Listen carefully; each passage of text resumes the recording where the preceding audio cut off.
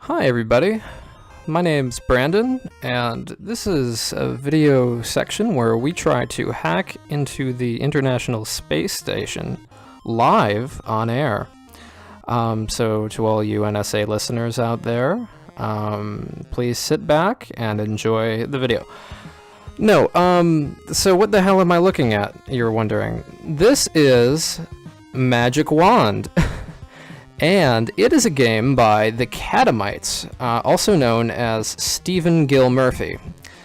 And I've been wanting to do a video with the Catamites because, or Stephen Gill Murphy, because they're kind of like trying to describing what they are is like trying to describe what a color is to someone who's never seen a color before. You can attempt it, but you're probably not going to do it justice. So, I mean, he's an irreverent creator, he's a prolific creator, he's surreal, he's nonsensical, he defies expectation, he doesn't give a fuck what you think about his games, he doesn't care, you know, he completely defies any kind of conventional description. So, this should be interesting. This is his latest game, Magic Wand, and I'm excited. Apparently it's a JRPG, which is a Japanese role-playing game.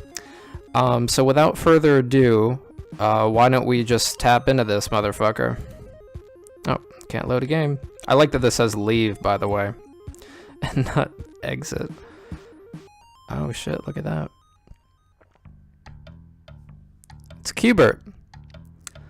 His noble spirit sent upon unamiable substance, good Radijat searches for his friends. Okay. Whoa, it's like Qbert, but so this is done in trimetric perspective, and the reason you can tell, but you can rotate the perspective because it's 3D. It just defaults to trimetric. The reason you can tell it's trimetric, by the way, is because it's a way of rendering graphics that the lines are not equidistant in these little cubes. So there's isometric, and then which is equidistant lines on the cube, and then there's trimetric. Nobody gives a fuck, Brandon. Nobody cares what the difference is. I do because I love different rendering techniques. So we're in this little cool western town, and we don't seem to be able to do... Okay, that did something. Oh, I can attack shit? He's not gonna give us the controls, I can tell you that. So we can just be really destructive. I wonder if there's like goodies to find. Probably not. Okay. What do other buttons do? I'm just gonna press... Okay, so I can attack.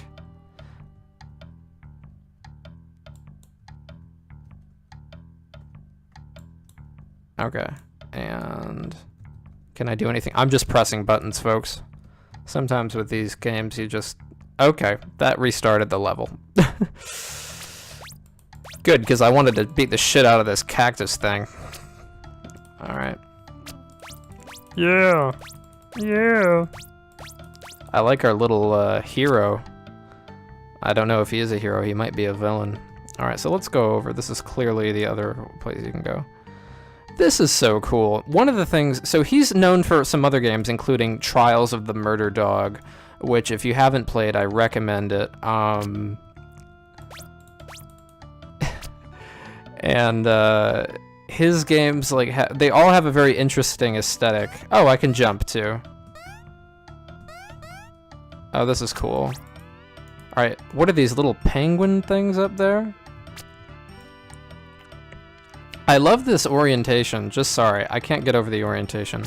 I just love this orientation because it's just so freaking unique. I mean, I'm a 2D sprite that's on a rotating isometric 3D world. I don't know if I'm supposed to get up here to these people who are either fighting or making love. I can't tell. So we're just gonna continue on. Uh-oh. Uh-oh. Looks like there's somebody over there with a sword. I gotta scout out the terrain. Oh, wow. Alright, we're gonna... Welcome to the... big city. Thanks, I was about to kill you.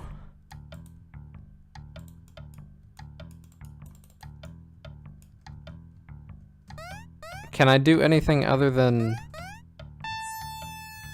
Alright, so that thing was definitely dangerous. And I feel like I should be able to pick up these little items, but... alas... I can't seem to interface with them.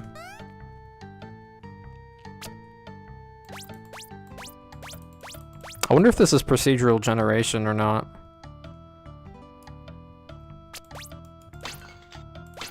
Yes. That's all I want to be able to do. Smash vases. This is cool. This looks like somebody's house. Can you tell me anything other than that? Guess not.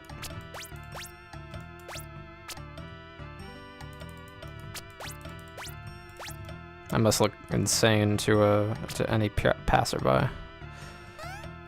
Woo! Okay, we're gonna go in that house over there. Look at that thing. Oh, it's a hotel. I would like a room for the night, please. They say Big Doug is in town. They say he's fierce. Gulp, gulp.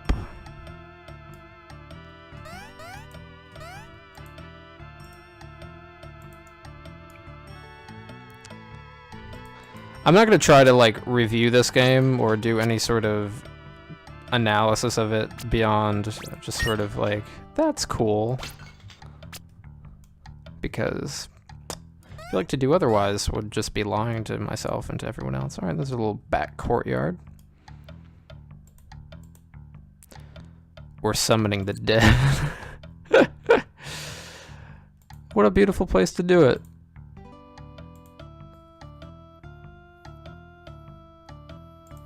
I wonder if this dialogue even is procedurally generated. It might not be procedurally generated at all. Uh-oh. Something... Oh. Oh. Press X to break game. Okay. Well, let's do that. Oh, huh. Okay. Veggie Miner, what are they digging? What the hell was that supposed to do?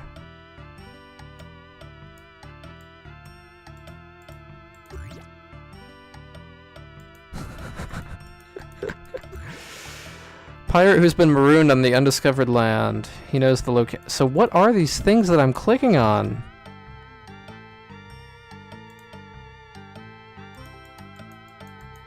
Yes, I'd like one, I guess.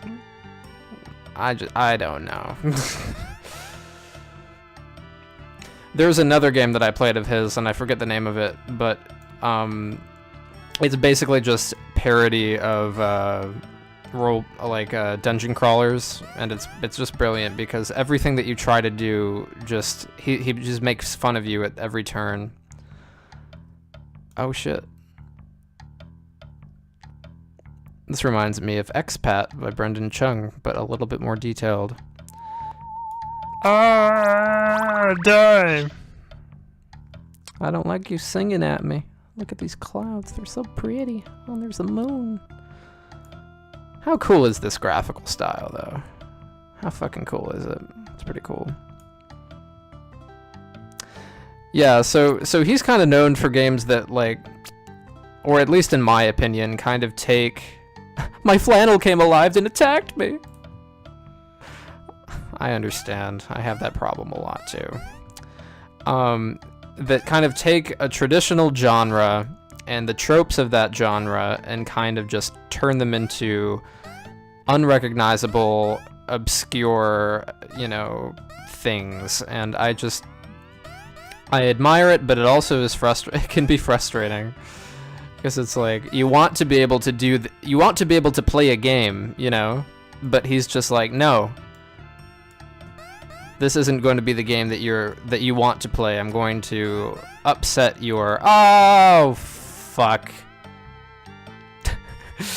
I'm going to upset your expectations, and I'm just going to... I'm not going to be enslaved to slave to your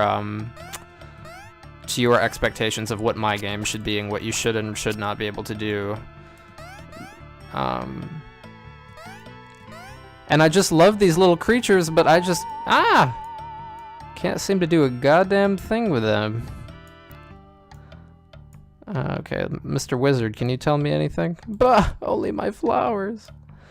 So on his website, he describes this as sort of like, you can go around, you can open doors, you can read little bits of narrative, and at the end of the day, you can, you know, when you're satisfied, you can be like, oh good, the narrative came to some sort of conclusion, or whatever. There's a coin purse on that peak. See, like, that little thing, that would have been a side quest in any other game, but there's clearly not a coin purse anywhere on any peak. And you can destroy these things, but it's not to do any sort of collection or mining of resources. Alright, this clearly is meant to... The game actually... Can we notice down here that I've collected so far 0.1... I've collected exactly 1 cent. Oh dear. He's notoriously anti-capitalist as well. That's a trend that I've seen throughout his work. And aren't we all? No, not all of us are, but it's a cool thing to see.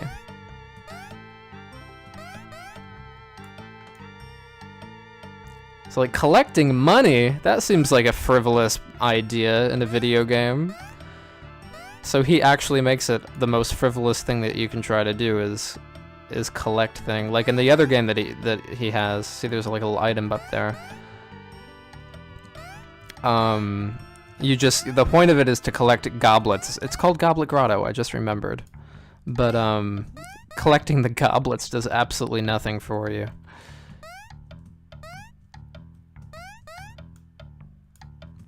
So this... Oh god, I think the music's stuck. Nope, okay. Oh shit! The little owl guy, he's not fucking around. They all seem to have the same attack pattern of fly at you.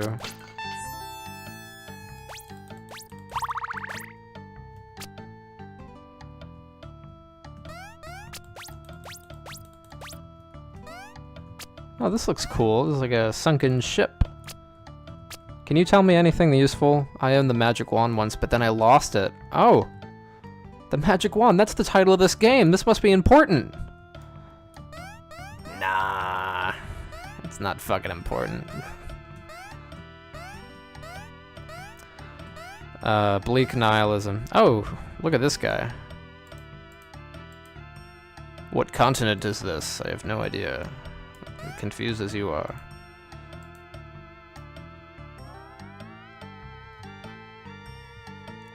So, if you'd like to play this game, Oh, we're gonna go to the train station. It will be in the link in the description. It is $4, and you can get it from the Catamites website. This is pretty cool. I'd like to see this visual style employed in other games, perhaps? I don't know. Maybe not the exact visual style, because it is kind of hurting my eyes. The constant, I'm gonna stop trying to move the view around. Uh-oh. I think we've struck Nirvana, folks. Oh, now we have 64 cents. Look at us. We're doing very well. Oh no, his pot collection. Why did he leave it here?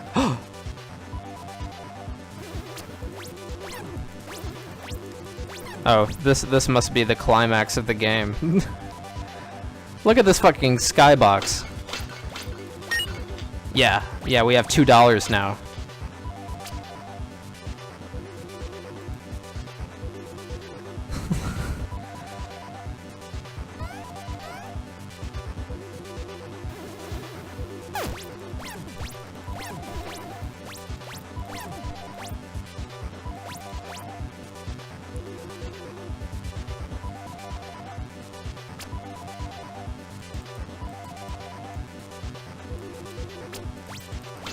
Yes, if they are worth more than his life, then we must destroy them to destroy him.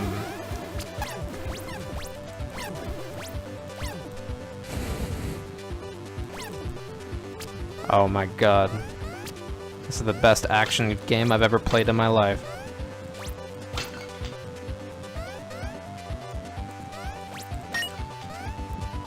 Haha, we will become so wealthy, we can almost buy a candy bar.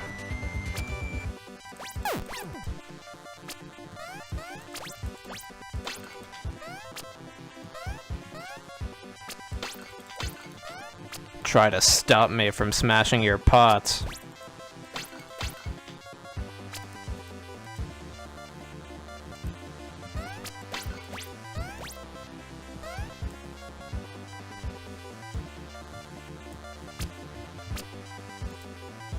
I'm the Count of Monty Big Doug.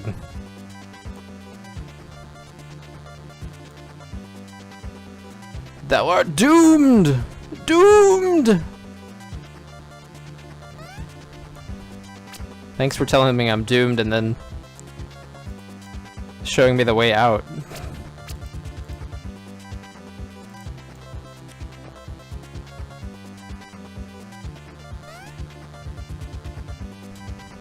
I feel like if I play this game long enough, I'm gonna go absolutely insane.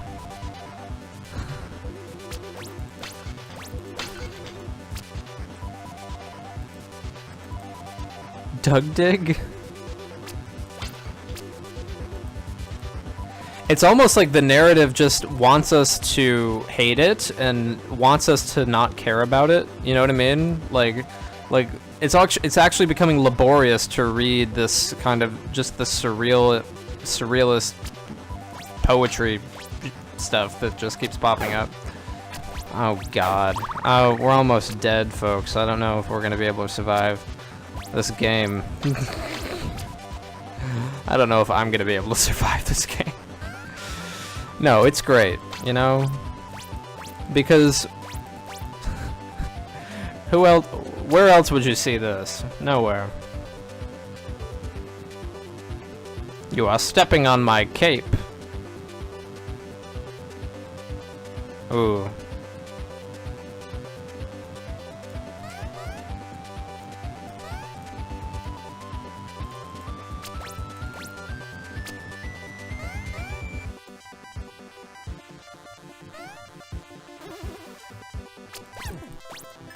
What did he call us? Uh-oh. Is that the boss? We've reached some sort of boss fight.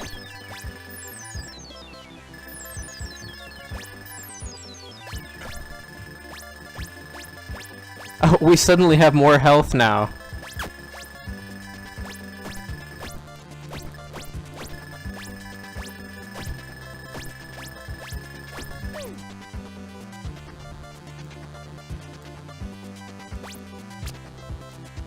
Big Doug was Trip Doug. You're the only one surprised by that. Alright, let me just take a moment. So this is a perfect example. There's clearly a logic going on within this game, if you pay close enough attention. So these guys are like the Dig Dugs, I guess, and together, through that poetic abstraction that was that text box that just popped up, they are the Trip Dugs. So in his games, there is like a code that almost like a there's almost like a lexicon that you have to understand, because he creates this like with Goblet Grotto, he creates this extremely detailed lore that surrounds the game, but there's almost no point in understanding or learning any of it, because none of it is sort of at least in the mind of a human, there's absolutely nothing that kind of contextualizes it or gives it, you know, meaning or weight or depth, or I'm not gonna say depth, but you know what I mean. Like it's just all of this stuff that is like extremely detailed but almost, you know, incomprehensible. You know, and that's kind of fun. But it's also like you kind of want to understand all of it, but it would take you years. Like in Goblet Grotto, there's this really, holy shit, oh, this is kind of cool. There's this really complicated like frog language that you can learn, and that's like through glyphs. And I keep talking about this game because there's nothing much I can say about this game that I'm currently playing, so I'm gonna just keep talking about Goblet Grotto. There's this language of frog glyphs, and it would take you forever to understand it, but the game almost doesn't want you to understand it. The game almost doesn't want you to address it on any other terms but its own, and that's fine. So we're at the train station. And I'm guessing this is the train. So, as is fitting with all of my Let's Play videos, we're gonna ride a fucking train. Taking off. Yes. And into the sunset we'd ride on our train.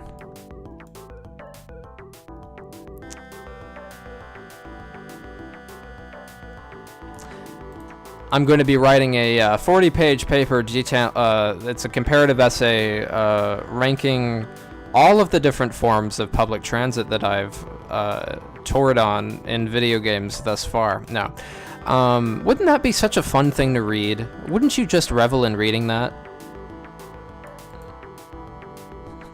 No. I would revel in writing it, I tell you that. This is clearly the best simulation of public transit that has ever been devised. Because there are people on the roof of the train, and that clearly makes it better. Oh, he's trying to paint something. This guy's imagination, though, I really... Oh, look, is that the thing from that other game, Bomberman? And these kind of resemble the thieves from Spyro.